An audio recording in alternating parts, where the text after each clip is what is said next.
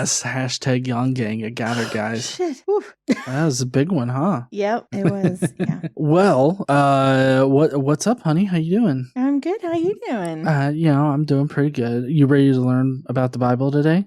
Yeah. Okay. Well, I'm here to teach you about it, and we're actually going into a new book. Oh, yeah? This is the book of Nehe. You know, the guy who created that soda drink. Do you know about Nehe soda? No. Apparently, he's in the Bible. Oh. He goes on to create the Nehe soda drink, I guess because all of that stuff at this particular time is just really shitty to drink. So it's either you drink alcohol or you drink, water that cows drink. Yeah, I thought the thing was just they were a bunch of winos. Yeah, for most people. But, kids were bitching. So he's like, fucking here, have some of this. And it was Nehe. Okay. That's how we got Nehe. Anyways, last time we discussed on how we shouldn't be mixing the races and how much God hates it whenever you do mix the races. So if you're ever curious if God is racist, there you go. Anyways, we're going to fast forward a little bit in the timeline, about 14 years after Ezra got the Israelites back into Jerusalem by using God's goat taint protection spell. I don't know if y'all heard her sigh. It's not what we discussed. But anyway, Nehe, just to give you guys some context, Nehe is Arty's royal cupbearer, and the cupbearer is pretty important because he makes sure that the king doesn't get poisoned. So, he's the guy that would drink before the king, and if he dies, then the king knows not to drink the cup. Fair. Yeah. So, he's basically taking a hit for the king. I don't know why anybody would want to be in that position, but whatever. So anyways, Nehe, I'm guessing because he's concerned about being poisoned, because I'm betting that the king Arty is kind of a dick where people don't like him, so they'll want to poison him. The Israelites kind of like him. Yeah, but then we'll find out that there are some people that just don't like Arty, or maybe not like Arty, but don't like the Jews. So I can see how maybe they wouldn't like him. Yeah. But anyways, so my guess is that Nehe was really concerned about getting poisoned and taking the hit before the king. So he was started to get really concerned about what the Jews were doing and how they were rebuilding the wall.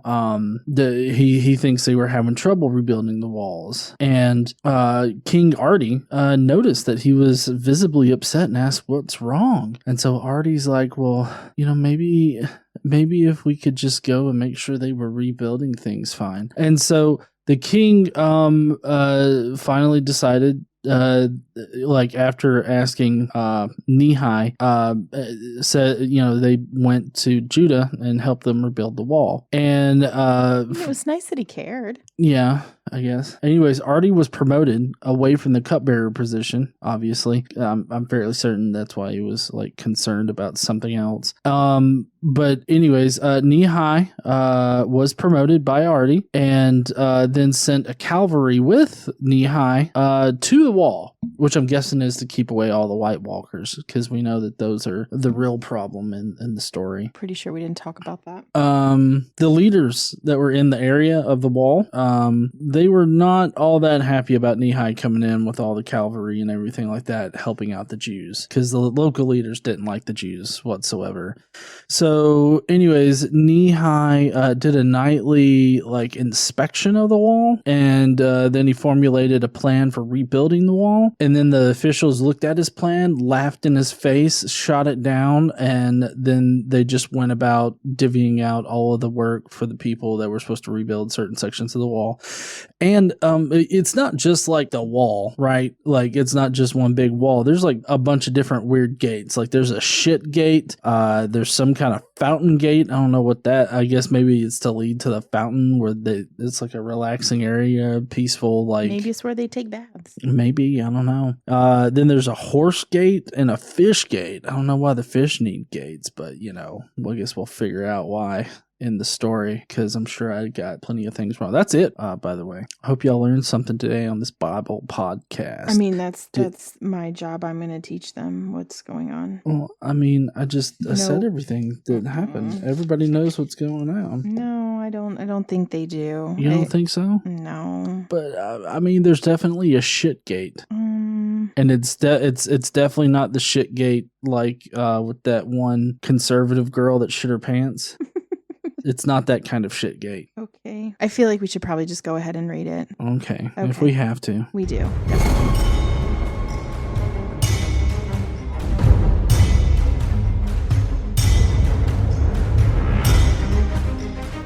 What's up, heathens? How y'all doing?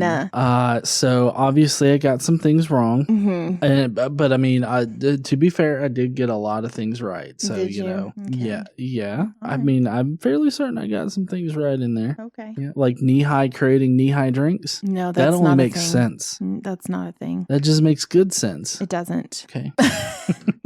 So, like you said, it's been about 14 years since Ezra came back with the second group of the remnant, right, to Judah. See, I got that right. Right. And so Artaxerxes obviously has compassion for the Jews, cares about them. It kind of seems to fear their God a little bit, right? And Nehemiah hears some stuff about what's going on in Judah and is very concerned. So that's where we're going to start. Nehemiah is the cupbearer, right? The royal cupbearer. So that is his job. And Artaxerxes really trusts him and they have a very close relationship, obviously. So, which is unusual for a servant to have a close relationship with the king, but they do. So are you ready? Yeah. Okay. We're going to do Nehemiah 1-3 today. Okay. Let's do it. All right.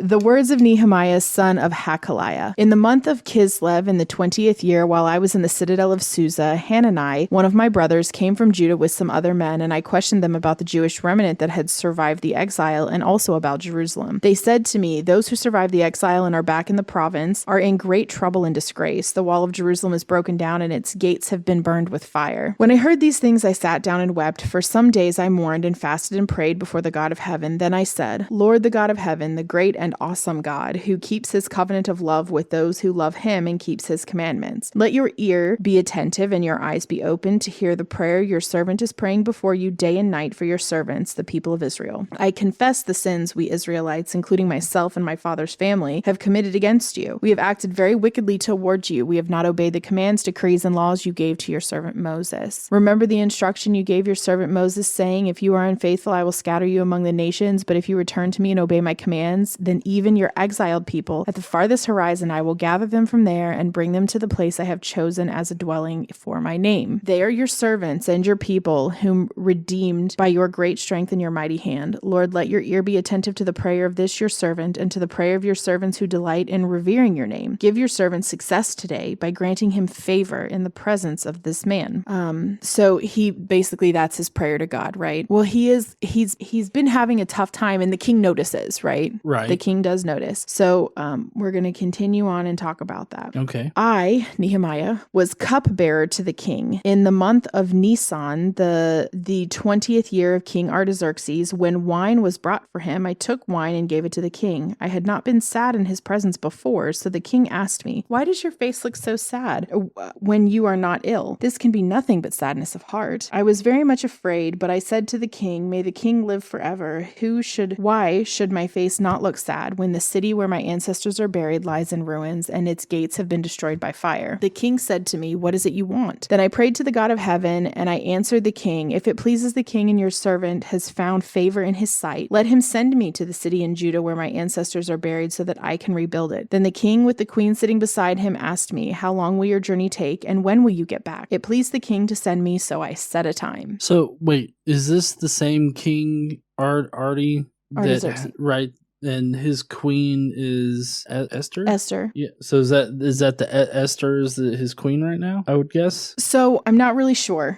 It could be. So it's believed, I think, that Artaxerxes was Esther's son. Maybe Esther's husband was Xerxes. Oh, and okay. some have suggested that Artaxerxes was their son. Okay.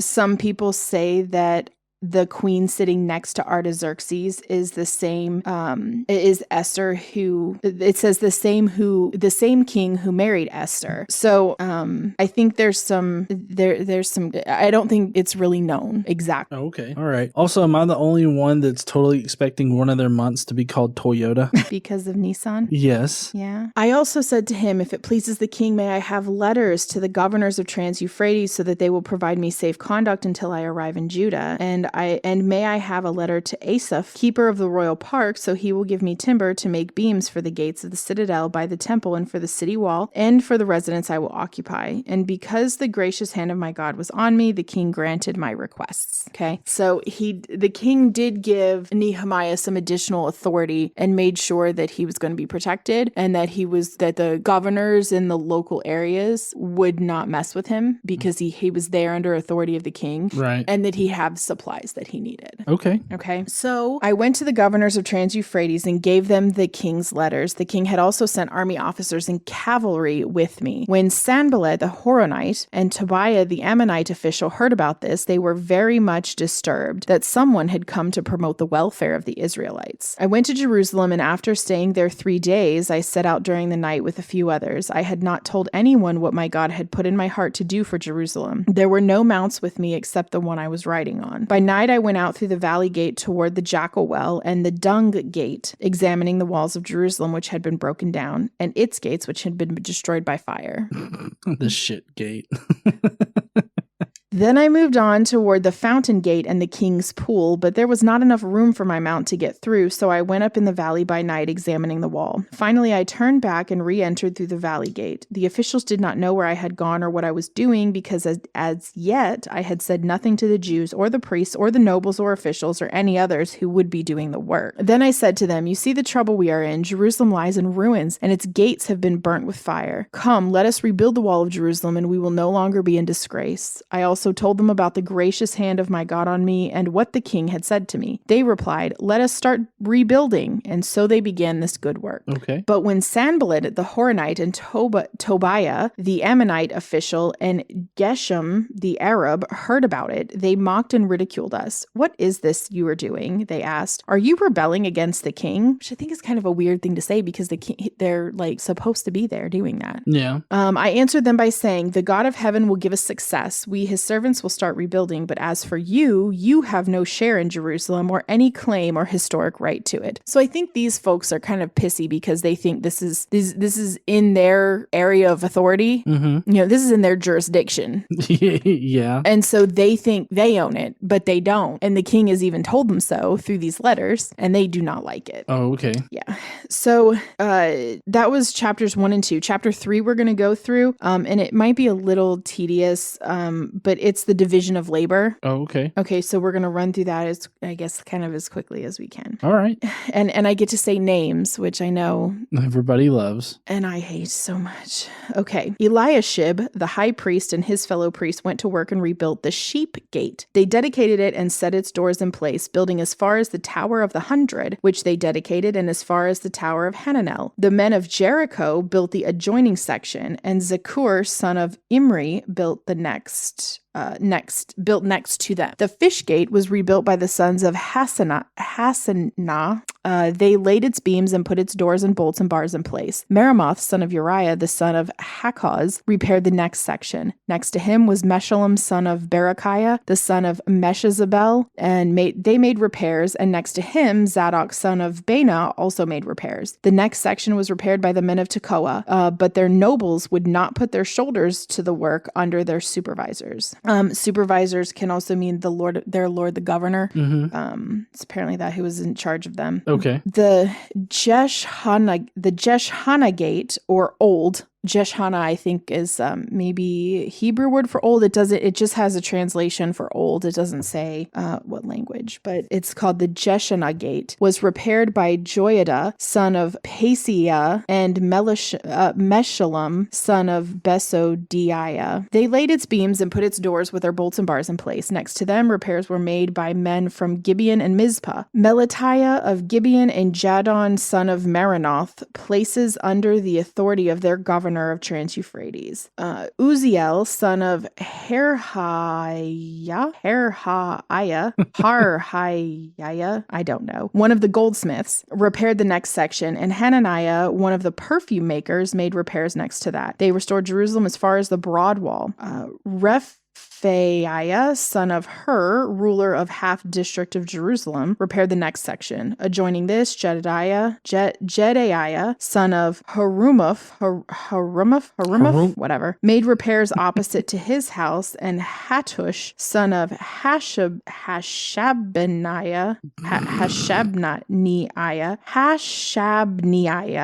made repairs next to him. Malchijah, son of Haram, and Hashub, son of Pahath Moab, repaired another section in the Tower of the Ovens. Shallum, son of Halohesh, ruler of a half district of Jerusalem, repaired the next section with the help of his daughters. The Valley Gate was repaired by Hanum and the residents of Zenoah. They rebuilt it and put its doors with their bolts and bars in place. They also repaired 1,000 cubits of the wall as far as the Dung Gate. 1,000 cubits is about 1,500 feet or 450 meters. Okay. The Dung Gate was repaired by Malchijah, son of Rechab, ruler of the district of Beth Hakerem. He rebuilt it and put its doors with their bolts and bars in place. You know, I really feel sorry for that motherfucker right there. Yeah. Yeah, nobody wants to repair the shit gate. It's like, hey, you get the shit gate. Oh, man.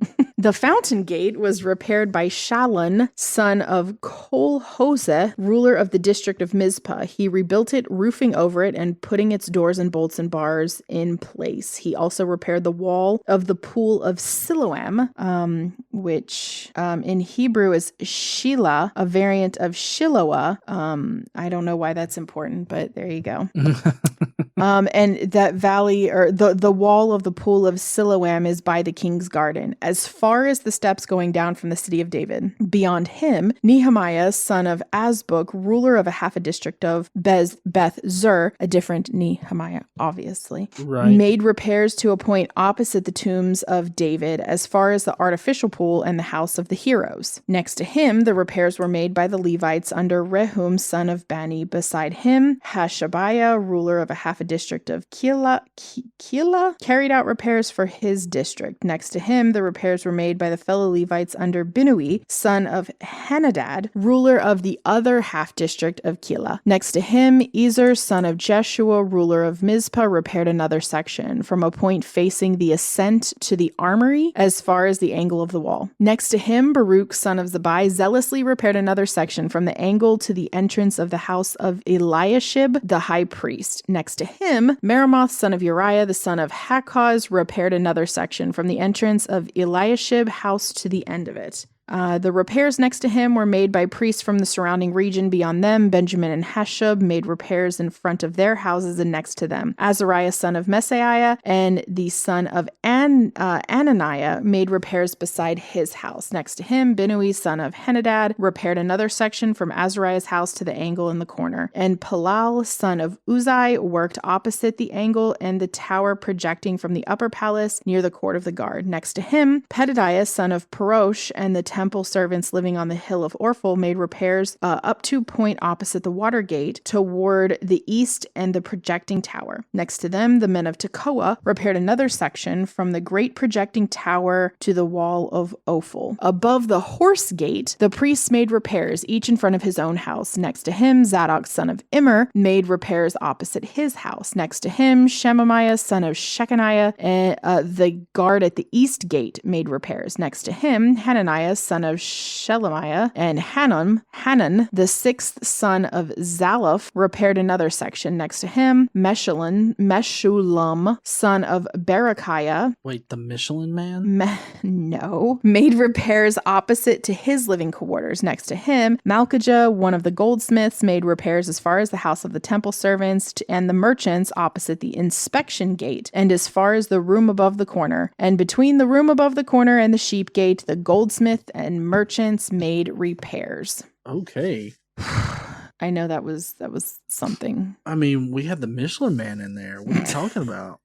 Like, I didn't realize he was cropping up today. Yeah, I just think it's it's really strange to me some of the things they elect to include in the Bible. Yeah. Like, you'd think that you would include things that, would tell people, hey, these are the rules I want you to follow. This is how I want you to live. These are our ethical standards, like those kind of things, which to be fair, it does have that, but this shit just seems weird to include. Yeah. But I guess when you're portraying the Bible as a history of the religion and a history of the Jewish people and all that kind of stuff, when you're trying to portray it that way, I guess you kind of have to include history. Well, what they decide is history. Yeah, what they decide is historical. That's true. Yeah. So that's all for today. Next time, the Samaritans are the rulers we talked about before, right? The Ammonite and the what's that other guy's name? I forget already. Tobiah and I don't know. He's like an undead knight or something.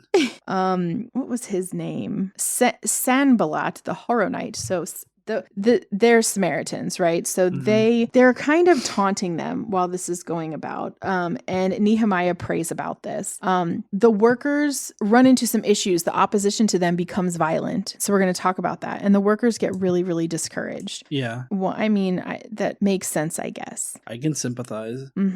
So we have issues with the nobles, and Nehemiah actually chastises the nobles. And the nobles promise that they're not going to do it anymore, I guess, right? Okay. But there is some scheming and some threatening going on. Okay. That's kind of not as obvious, but we're going to talk about that too. So let's see, what else? There is a ploy that we're going to talk about, and letters of intimidation, but they're going to complete the wall, and the enemies will eventually give up. Right. So we're going to talk about all of that next time. Okay. Sounds good. Can't wait for it. All right. Well, if you heathens want to hear about that, then you'll have to tune in next week. But for right now, why don't you guys, you heathens, go down below. Let us know what you thought about today's Bible podcast in the comments. And while you're down there, why don't you smash that like button and subscribe if you like this kind of Bible study. And don't forget to stand up and use your voice. Bye, heathens. Bye, y'all.